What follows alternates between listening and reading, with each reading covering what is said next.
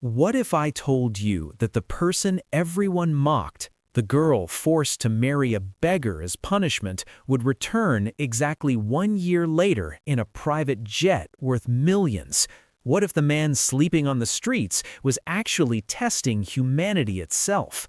This is the true story of Margaret, a 19-year-old orphan whose inheritance was stolen. They married her to the town beggar as the ultimate humiliation. But what they didn't know was that her beggar husband was hiding the biggest secret this town had ever seen, a secret that would expose every lie, punish every cruelty, and prove that sometimes karma doesn't just knock on your door. Before we begin, comment below what country you're watching from. This story will restore your faith in justice. She buried her father on a rainy Tuesday.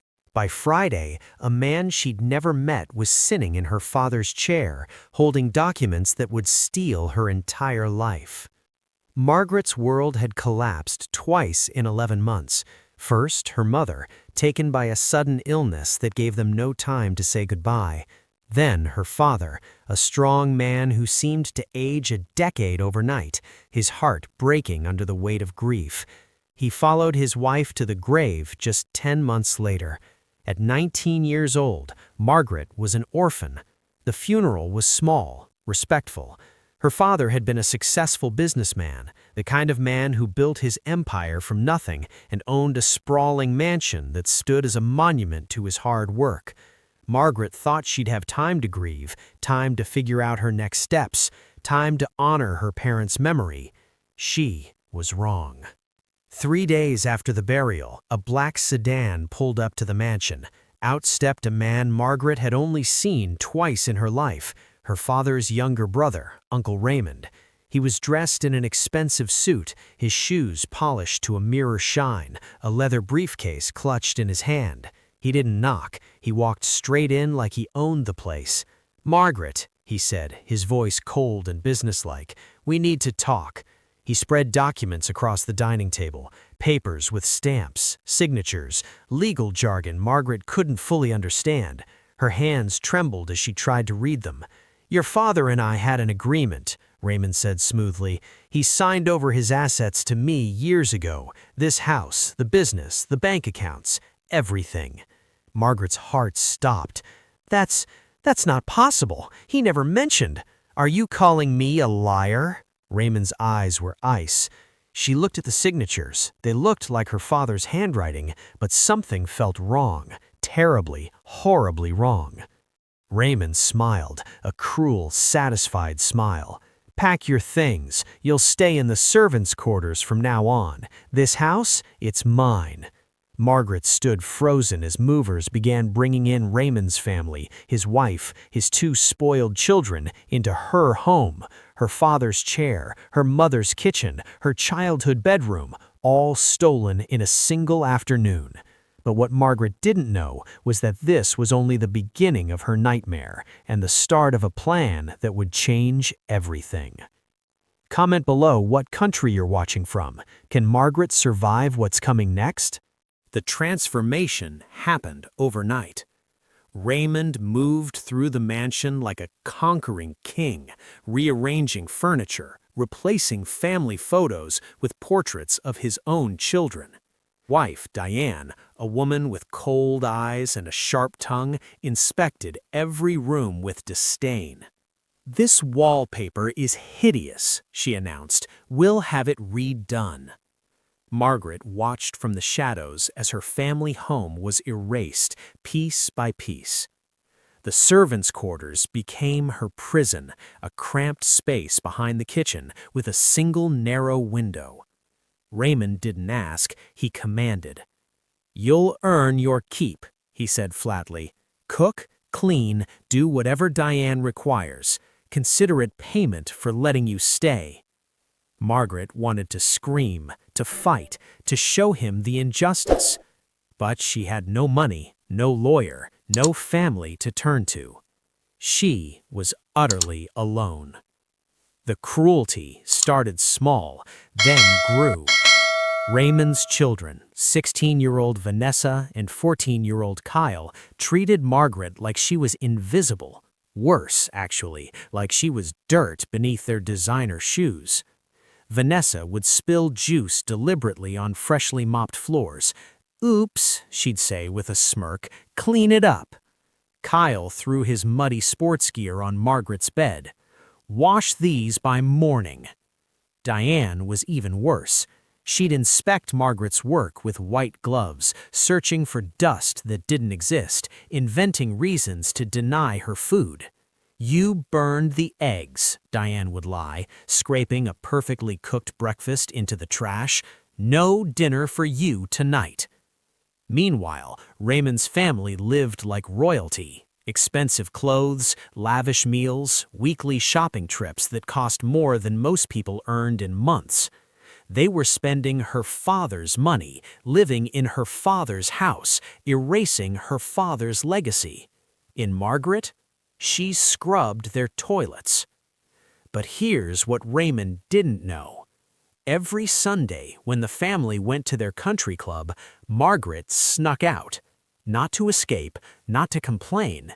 She went to the children's shelter downtown, the one her mother used to volunteer at, and she brought food, told stories, gave hope to kids who had even less than she did. "Why do you still smile?" a little girl asked her. "Don't you have your own problems?" Margaret knelt down, her eyes warm despite everything. "Because kindness doesn't cost anything, and sometimes it's all we have left." What Margaret didn't realize was that someone was watching her. There was a man who sat outside the mansion gates every single day, filthy, silent, invisible to everyone. Everyone except Margaret. His name, if he even had one, was unknown to the neighborhood. People called him the beggar. He wore tattered clothes that hung off his thin frame, his face hidden beneath a worn cap and weeks of unkempt beard. He never spoke, never begged aggressively. He just existed. Most people crossed the street to avoid him.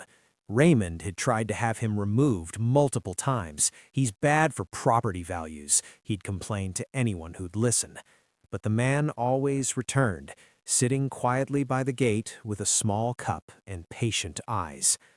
Margaret noticed him during one of her early morning errands, hauling garbage bags to the curb while the family still slept in silk sheets.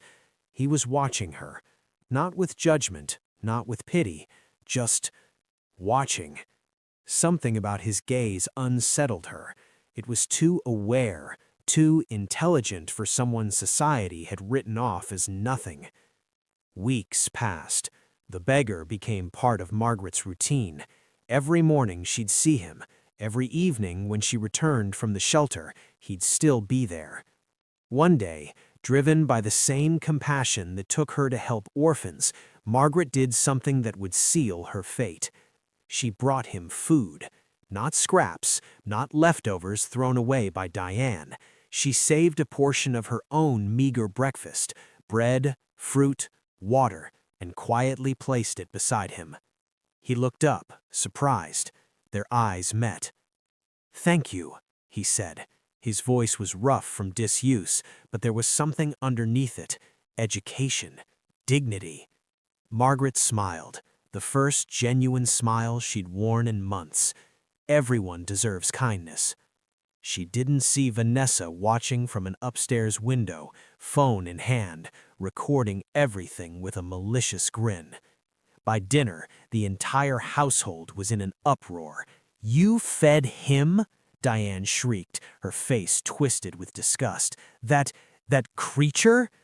Raymond's face darkened. "That's our food, food I pay for." "It was my portion," Margaret said quietly. "Your portion?" Raymond laughed, a cruel, bitter sound. "You don't have portions. You have what we allow you to have." But Raymond's anger wasn't just about food. An idea was forming in his mind, a twisted, brilliant idea that would solve multiple problems at once. He needed Margaret gone. She was a reminder of his brother, a potential threat if she ever challenged the documents. But throwing her out would look suspicious. Marriage, though, that was respectable, final. and he knew exactly who the groom would be. Raymond smiled, the kind of smile that made Margaret's blood run cold. "I've been thinking," he said slowly, savoring each word. "You're 19, old enough to be married, and since you seem so fond of that beggar—" Margaret's heart stopped. "No," she whispered. "Oh, yes," Raymond replied, his eyes gleaming with cruelty. "You're going to marry him." The room spun. The walls closed in. Margaret's worst nightmare was about to become her reality. The entire neighborhood gathered, not to celebrate a wedding, but to witness a spectacle, a joke, the humiliation of a girl who dared to show kindness. The announcement spread like wildfire. "Did you hear? Raymond's niece is marrying the beggar. That dirty man from the gate? You can't be serious. I heard she's been secretly meeting him. How desperate can you be?" The lies Raymond planted grew into a twisted narrative. Margaret, the orphan, the servant, was so pathetic, so undesirable, that only a beggar would have her. Vanessa posted it on social media with the photo she'd taken. Within hours, it was viral in their community. Mocking comments, laughing emojis, cruelty packaged as entertainment. Margaret locked herself in the servants' quarters, her world crumbling. She'd tried to refuse, begged Raymond to reconsider. "You can't force me," she'd said, her voice breaking. Raymond had leaned close, his breath hot and threatening. "Can't I? You have no money, no identification papers. I have those. No legal standing. You're nobody, Margaret. You'll do as I say, or I'll have you thrown in the streets with nothing." He wasn't bluffing. The wedding was scheduled for the following Saturday. No church, no white dress, no flowers or music. Just a quick civil ceremony in Raymond's study with a bribed official who asked no questions and cared even less. Margaret was given a plain gray dress, one of Diane's old discards. No makeup, no preparation. She looked like she was attending a funeral, her own. The beggar arrived exactly on time, escorted by Raymond like a prized pig to slaughter. He'd been forced to wash, but his clothes were still ragged, patched together from donated items. The neighborhood gathered outside the mansion gates, phones raised, recording, laughing. "This is better than reality TV. Look at her face, she's gonna cry. Imagine being so worthless you marry a beggar." Inside, the official droned through the ceremony with mechanical indifference. "Do you take this man?" Margaret's voice was barely a whisper. "I do." "Do you take this woman?" The beggar's response was firm, clear, and strangely confident. "I do." When the official pronounced them married, there was no kiss, no applause, just Raymond's satisfied smile and Diane's contemptuous sneer. "Get out," Raymond said flatly. "Both of you. This is no longer your home." Margaret gathered her few possessions, clothes, a photo of her parents, the small bracelet her mother once wore. As she walked toward the gate with her new husband, the crowd parted like she carried a disease. The mocking followed them down the street. Videos were already being shared, captioned with cruel jokes. Margaret felt numb, broken. Her life was over. But as they turned the corner, away from the jeering crowd, the beggar did something unexpected. He stopped walking. He turned to face her, and for the first time, she saw his eyes clearly, intelligent, calm, and burning with a quiet intensity that made her breath catch. "Margaret," his voice no longer rough, but smooth and educated, "I know you don't understand what just happened, but I need you to trust me." She stared at him, confused and terrified. She thought the worst was over. She thought marriage to a beggar was rock bottom, but what came next would either break her completely or reveal what she was truly made of. Margaret's confusion deepened when her new husband handed her an envelope. Inside was cash. Not much, but enough. "Rent us a place," he said simply, his voice back to that rough, uneducated tone. "Something small, somewhere we can live." Margaret wanted to ask questions, demand answers, but exhaustion and shock had drained her completely. She found a small one-room apartment, cracked walls, flickering lights, a single mattress on the floor. It was all they could afford. Her husband nodded approvingly, then returned to his beggar routine, sitting outside their building, cup in hand, collecting coins from passers-by. Margaret stared in disbelief. Who is this man? Days turned into weeks. Her husband, who still hadn't told her his real name, insisting she call him Daniel, maintained his disguise perfectly. He'd leave early each morning to beg at busy intersections. He'd return at night with a small amount of money, barely enough for rice and vegetables. Margaret, despite everything, took care of their tiny home. She cooked, she cleaned, she stretched every coin to make meals that were humble but nourishing. But Daniel tested her in ways she didn't expect. He'd come home and criticize her cooking. This is too salty. He'd leave his clothes filthy and expect her to wash them by hand. No machine, no complaints. He'd invite other beggars over, dirty, rough men who ate her food and left messes everywhere. Any other woman would have snapped, would have screamed, would have walked out. Margaret never did. One evening, Daniel brought home a sick homeless woman, feverish, delirious, smelling of the streets. She needs help, he said flatly. Margaret didn't hesitate. She gave up her side of the mattress, spent the night nursing the woman with cool cloths and gentle words, sitting on the floor herself. When the woman recovered and left 3 days later, Daniel watched Margaret with unreadable eyes. "Why?" he asked quietly. "Why what? Why do you stay? Why do you care for strangers? Why don't you hate me?" Margaret looked at him, really looked at him for the first time since the wedding. "Because hate takes more energy than I have," she said softly. "My parents taught me that everyone deserves dignity, everyone deserves kindness.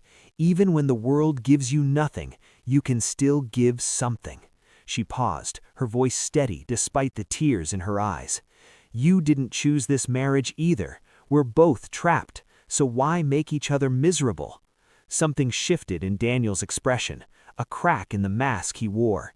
He opened his mouth, then closed it. Not yet. The test wasn't over. But that night, after Margaret fell asleep on the thin mattress, Margaret slept, unaware that her life of suffering was about to transform in ways she couldn't possibly imagine. While Margaret learned to survive on scraps, her uncle was drowning in luxury, spending money like water flowing through his fingers, never realizing the well was about to run dry. Back at the mansion, Raymond was living his best life, or so he thought.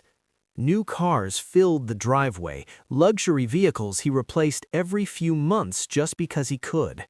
Diane redecorated the house 3 times in 6 months, each time more extravagant than the last. Vanessa got a new wardrobe every season. Kyle received the latest gadgets before they even hit the stores.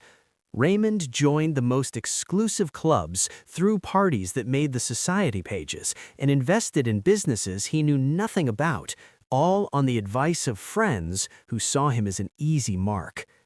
"This is what we deserve," he'd say, pouring imported whiskey into crystal glasses. "My brother hoarded his wealth. I'm actually using it." The money that Margaret's father had spent decades building, earned through discipline, hard work, and careful planning, was being burned through at a staggering pace. But Raymond didn't notice. He was too intoxicated by his new status to see the warning signs. The first cracks appeared 6 months after Margaret's wedding. Raymond's accountant, a nervous man with perpetually sweaty palms, requested an urgent meeting. "Sir, we need to discuss your spending," he began carefully. "What about it?" Raymond waved dismissively. "You've gone through nearly 70% of the liquid assets. The investments you made, several have failed. The properties you purchased are depreciating, and your monthly expenses are—" "Are you telling me how to spend my own money?" Raymond's face reddened. The accountant swallowed hard. "Sir, at this rate, within a year, you'll—" "Get out!" The accountant left. Raymond poured another drink. Diane noticed nothing. Vanessa and Kyle noticed nothing. They were too busy enjoying their elevated lifestyle. But the bills kept coming. The businesses kept failing. The friends kept asking for loans they'd never repay. And then came the final blow. A legal notice arrived, thick, official, terrifying. One of Raymond's major investments had collapsed. He was being sued. The amount they wanted exceeded everything he had left. For the first time since stealing the inheritance, Raymond felt genuine fear. He looked around the mansion, the renovations, the expensive furniture, the life he'd built on his brother's foundation. It was all slipping away. In desperation, Raymond made a decision that would seal his fate. He would sell the mansion. Not just any sale, a quick sale. He needed cash immediately to cover the lawsuit and his mounting debts. The real estate agent he contacted was sympathetic but realistic. The market's soft right now, and with a lawsuit public record, buyers will lowball you. "I don't care," Raymond said through clenched teeth. "Just sell it." Within weeks, the for sale sign went up outside the gates. The same gates where a beggar used to sit. The same gates Margaret had walked through as a bride of shame. The neighborhood buzzed with gossip.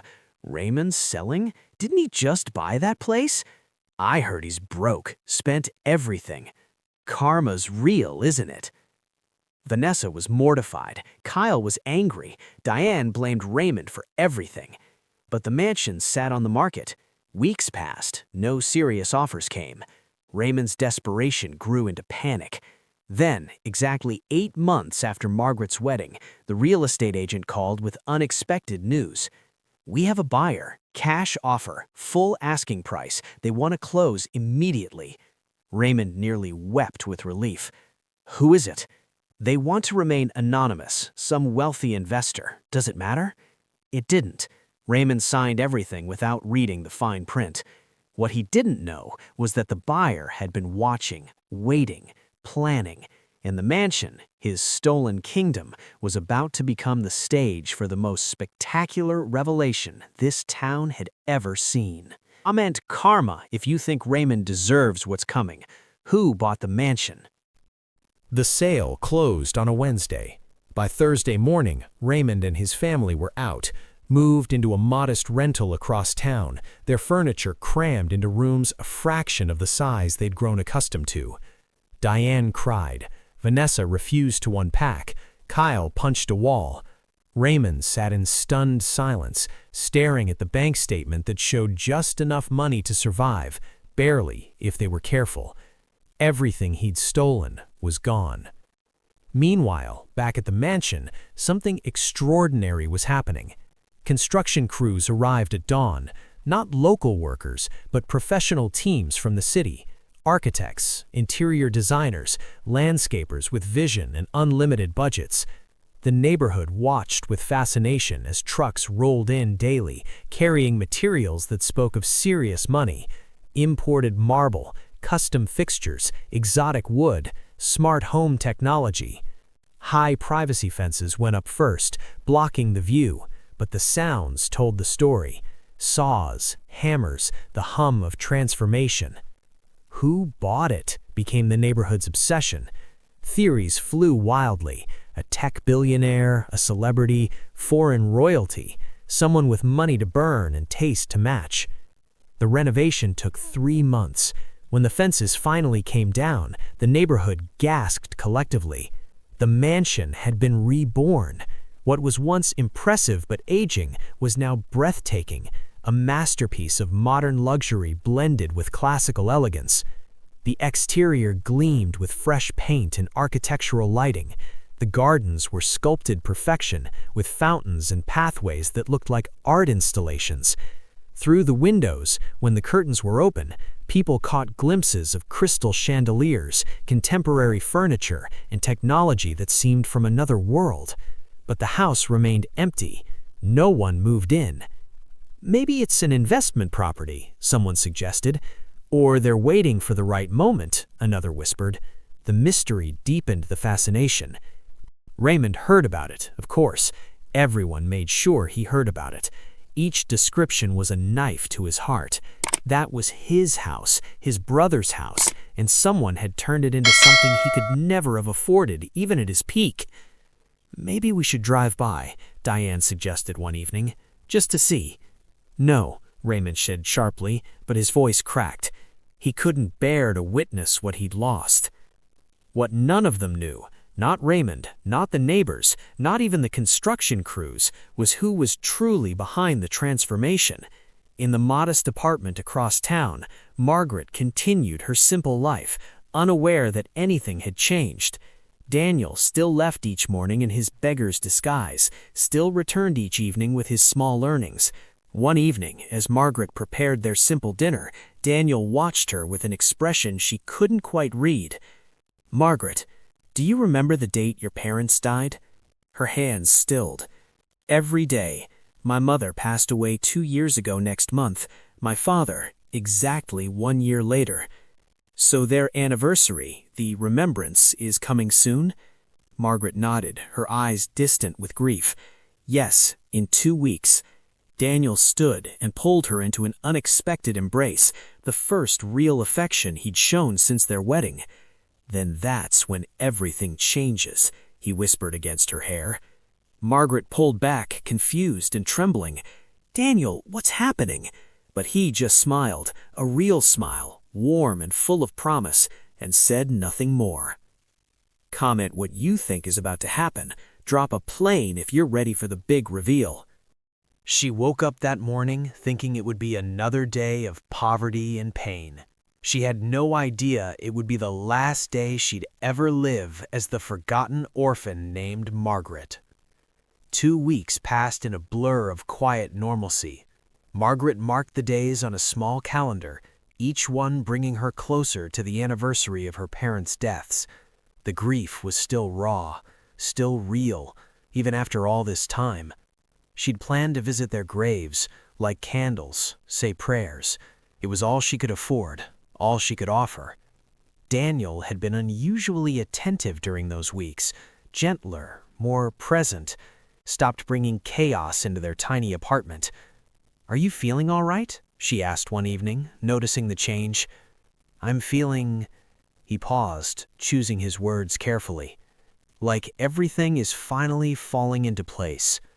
The morning of the anniversary arrived gray and cool. Margaret woke early, dressed in her simplest clothes, a plain dress she'd worn 100 times. She was preparing to leave for the cemetery when Daniel stopped her. "Wait," he said, "I have something for you." He handed her a box, plain, unmarked.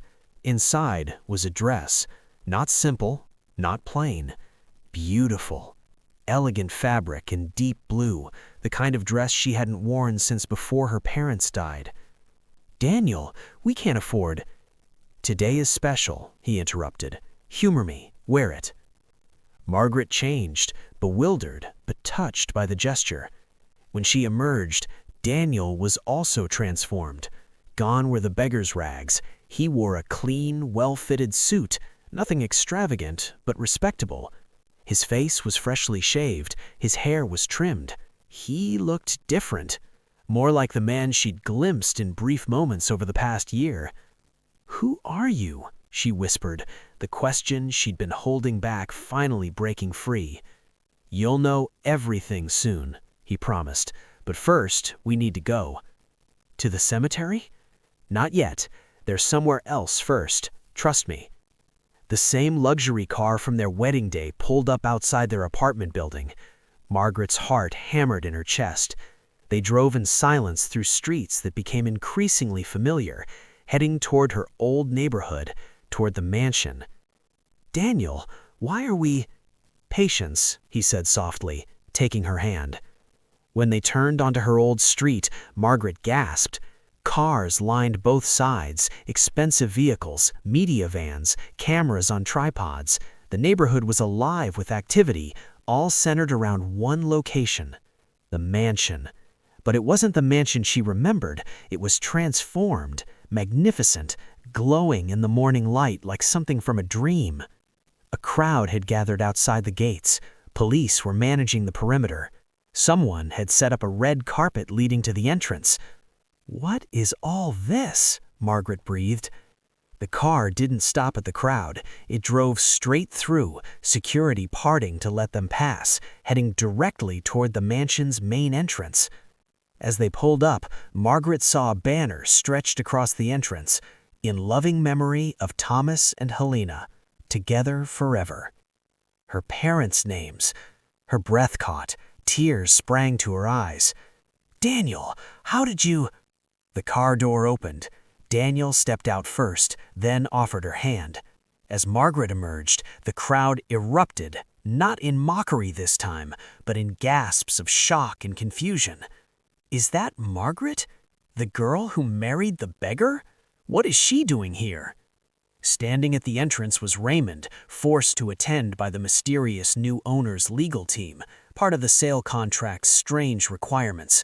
His face was pale, his eyes hollow from months of financial ruin. When he saw Margaret, his expression shifted from confusion to recognition to something like fear. Daniel leaned close to Margaret and whispered, "Are you ready to reclaim everything they stole from you?" Before she could answer, the sound of rotors filled the air. Everyone looked up.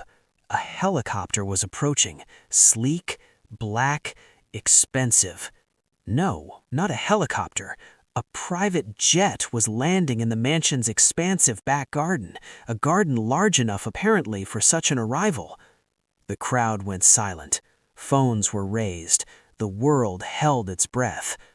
And Margaret, poor, forgotten, humiliated Margaret, felt Daniel's hand squeeze hers as he whispered, "Welcome home, Mrs. Chen."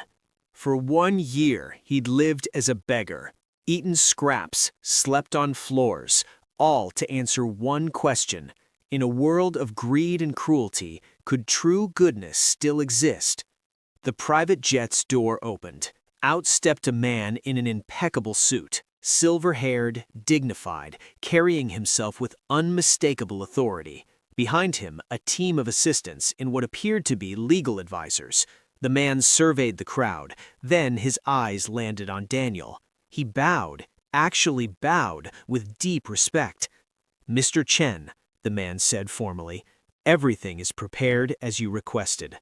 The crowd's murmur turned into shocked whispers. Chen, as in Chen International? The billionaire Chen family? That's impossible. The beggar is... Daniel, who was clearly not just Daniel, turned to face the crowd. His entire demeanor had shifted. The hunched shoulders were gone. The uncertain movements vanished. He stood tall, commanding, every inch the powerful man he'd been hiding. "My name," he announced, his voice carrying effortlessly across the stunned crowd, "is Daniel Chen, CEO of Chen International Holdings." Margaret's knees nearly buckled. Daniel, her beggar husband, caught her gently. "I know you have questions," he said softly to her, his eyes full of warmth. "Let me answer them." Daniel addressed the crowd, but his words were meant for Margaret. "1 year ago, I made a decision. I'd built an empire, accumulated wealth most people couldn't imagine, but I'd also seen the worst of humanity. People who smiled to my face while plotting to steal from me. Partners who betrayed me. Friends who only wanted my money." His voice hardened. "I became cynical. I stopped believing that genuine goodness existed, that anyone could love without wanting something in return." He looked at Raymond, whose face had turned as ashen.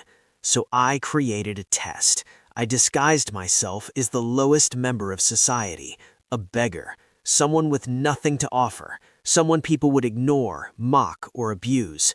I wanted to see if anyone would show me kindness without expecting reward." The crowd was utterly silent.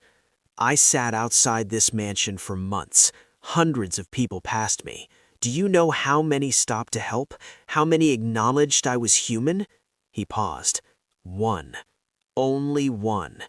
Daniel turned to Margaret, his expression softening completely. "She brought me food from her own meager portions. She spoke to me with dignity. She defended my humanity when others mocked me. And when her cruel uncle forced me to marry her, as punishment, as humiliation, she never once complained." Margaret was crying now, overwhelmed. For 1 year, I tested her. I stayed in character. I brought chaos into her life. I gave her every reason to abandon me, to show her true colors, to reveal selfishness or greed. His voice broke slightly. She never did. She cared for strangers. She nursed sick homeless people in our tiny apartment. She stretched every coin to feed not just us, but anyone who needed help. She remained kind when the world gave her every reason to be cruel. Daniel took Margaret's hands in his. This mansion, your father's mansion, I bought it, anonymously. I restored it to honor your parents' memory. Every room, every detail was designed thinking about what they would have wanted for you. He gestured to the jet.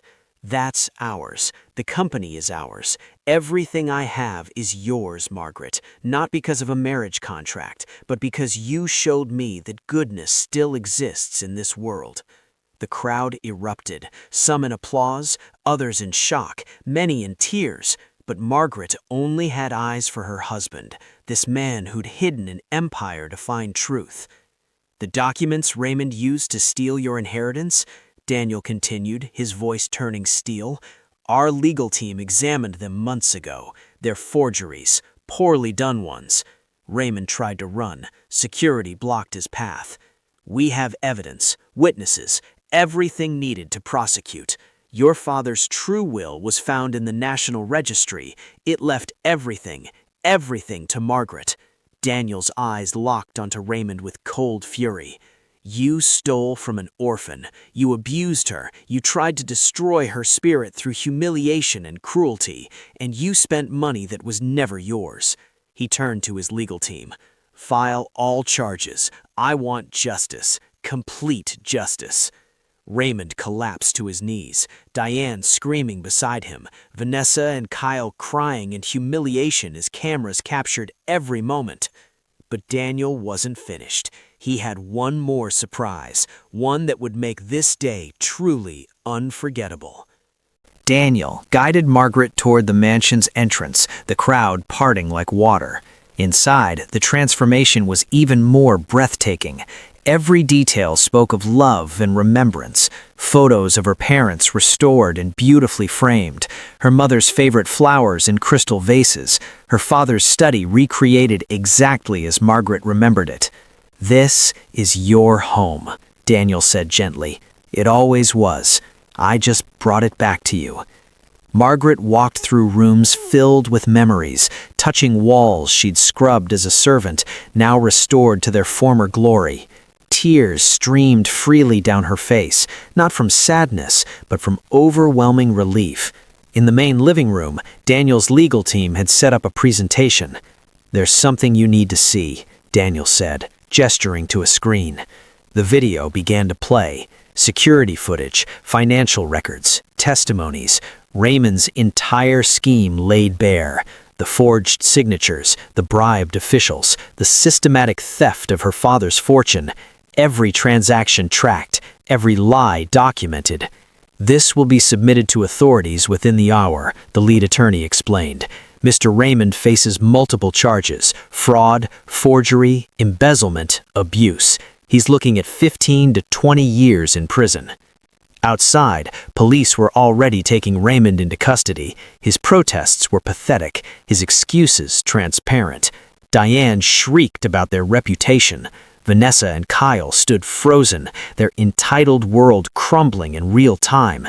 The same neighbors who'd laughed at Margaret's wedding now watched Raymond's arrest with a mix of shock and savage satisfaction.